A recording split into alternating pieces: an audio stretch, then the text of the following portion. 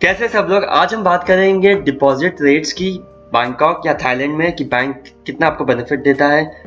तो ये कुछ इन्फॉर्मेशन जो मैंने सर्च की थी, मेरे हिसाब से ये बैंक्स में और सभी बैंक का लगभग उसी हिसाब से है। तो फिक्स्ड डिपॉजिट और सेविंग अकाउंट के इंटरेस्ट रेट्स का डिस्कशन करेंगे। ये आपका जो वीडियो इसी बारे में होने वाला है। और जैसे कि आप देख सकते हैं, आप एक पॉपुलर बैंक को मैंने लिया यहाँ पे, जिसे कहते हैं के बैंक के नाम से जाना जाता है। इसका पूरा नाम है कसीकोरन बैंक। ये इसका यूआरएल है, आपको चाहिए तो आपको मिल जाएगा। डिपॉजिट रेट ये साल के हिसाब से है। डिपॉजिट रेट साल के हिसाब से है, तो करंट की बात नहीं करते, उसमें तो वैसे ही कुछ नहीं है। सेविंग में अगर आपका अकाउंट है तो 0.25% है, जो कि 1% के भी नीचे है। 3 मंथ्स के लिए 0.67 से लेकर 0.72% है। यहाँ पर चार्ज दिया गया है, तो उसका डेफिनेटली कुछ मतलब होगा। 6 मंथ्स के लिए 0.75 से लेकर 0.80। हाईएस्ट 12 मंथ्स के लिए फिक्स्ड डिपॉजिट अगर आप करते हैं तो 1.1% से लेके 1.15% वो भी चार्ज है। सो 1.10% अगर लगते हैं हम लोअर साइड पे और उसको कैलकुलेट करते हैं।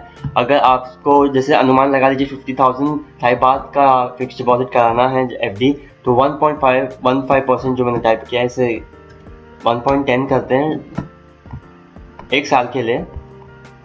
और मैं डेट डालूं, लेकिन वीडियो की रिकॉर्डिंग डेट अलग है और अपलोड की डेट है, क्योंकि एडिटिंग में टाइम जाएगा, उसके लिए माफ कीजिएगा। तो इंटरेस्ट रेट आपको राइट हैंड साइड पे 550 बात बता रहा है। शॉकिंगली इसमें 82 बात इसमें भी टैक्स कटेगा और आपको 467 बात ही इन हैंड मिलेगा। और इसे आप अगर बढ़ा देते हैं 2 साल के लिए, तो भी वो 1120 बात एंड 165 बात थाई बात टैक्स कटने के बाद 936 थाई बात आपके हाथ में आएगा। तो भले ही अगर आप फिक्स डिपॉजिट कराने का प्लान सोचें, तो यहाँ पे जो परसेंटेज है सभी बैंक में लगभग एक जैसा ही होगा, क्योंकि ये एक बैंक जो है मेन सरकार उसी तरह से फॉलो करता है। और सेविंग अकाउंट में भी आप देख लें कुछ खास डिफरेंस नहीं है। तो इन्वेस्टमेंट के लिए सेविंग अकाउंट में पैसे रखना या फिर फिक्स डिपॉजिट करना, उसमें ज़्यादा फायदा नहीं है। डिपॉजिट रेट्स के लिए इन्होंने अलग से एक सेक्शन दिया है, उसका भी ये एक यूआरएल है। और वो भी, लेकिन अगर मिलियंस के में अगर आपकी इनकम है या डील करते हैं तो उसमें तो मैं डिटेल में नहीं जाना, क्योंकि टाइम के हिसाब से चेंज भी हो सकता है। और ज़्यादातर इन्फॉर्मेशन यहाँ पे लाइक डिपॉजिट अगर 1 मिलियन के नीचे है आप करते हैं तो उस हिसाब से चार्जेस हैं।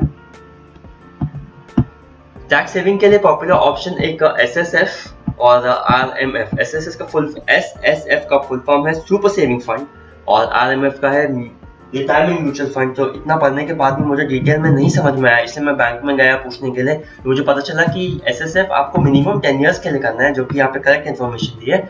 आप उसे विड्रॉ नहीं कर पाएंगे और कंटिन्यूसली आप यहाँ पे अगर लंबे समय के लिए है तो must buy between exercising right जो ईयर का है वो भी दिया हुआ है। और इसमें मिनिमम परचेज लाइक हर साल आपको no need to buy continuously every year का ऑप्शन दिया है। अगर फर्स्ट ईयर में लेके रख सकते हैं, लेकिन आपको वेट करना पड़ेगा और उसी ईयर के लिए आप टैक्स क्लेम कर सकते हैं। बाकी 9 साल 10 साल आपको इंतजार करना पड़ेगा। अगर आप लॉन्ग टर्म के लिए यहाँ पे हैं तो ही आप इस बारे में कंसिडर कर सकते हैं। सेकंड इज आरएमएफ, ये रिटायरमेंट म्यूचुअल फंड्स है। इसमें जो कंडीशन है कि ये 5 years from the date of first purchase, not less than 55 years of age on the sale date. So ये इसकी कंडीशन है। इसमें अगर आप फिट बैठते हैं एज के हिसाब से, देन ओनली आप करने के बारे में सोचें। तो पॉपुलर यही इन्फॉर्मेशन है। बाकी की भी कुछ इन्फॉर्मेशन मिली है वो मैं शेयर करूंगा। टैक्स सेविंग के लिए आप कर रहे हैं तो सबसे पहले आप कंसिडर कर सकते हैं, अगर आपका यहाँ पे लाइफ इंश्योरेंस प्रीमियम है पेड जो आप हर साल में भर सकते हैं, उसमें आप नॉट मोर देन 100,000 बात का क्लेम डिडक्शन के हिसाब से एक्सपेक्ट कर सकते हैं। सेकंड है हेल्थ इंश्योरेंस, जो कि उसमें आप अगर खुद के लिए लेते हैं तो आपको 25,000 थाई बात के हिसाब से लिमिट है उसकी।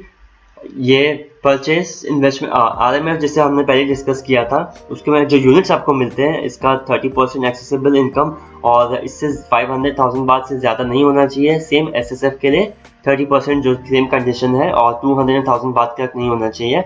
अगर आप कोई डोनेशन करते हैं या चैरिटेबल इंस्टीट्यूशन को भी, उसमें भी आप 10% तक का भी क्लेम कर सकते हैं। तो ये information I am not sure ये ऑनलाइन मिली है कि कितनी सही है, प्रैक्टिकली तो ट्राई नहीं किया है। बाकी की इन्फॉर्मेशन जो ये साइट्स पे है वो तो बैंक के ऑफिशियल साइट पे है, तो ये करेक्ट ही लग रही है। एक और है टैक्स कैलकुलेशन, उसको डिटेल में अगले वीडियो में बताता हूँ कि ये कैसे आप अपना टैक्स एक्यूरेटली आसपास नॉट 100% कैलकुलेट कर सकते हैं। और कुछ ऑप्शन अगर आपको इन्वेस्टमेंट के लिए पता हो तो थाईलैंड में तो बताइए। तब तक thank you so much, bye bye.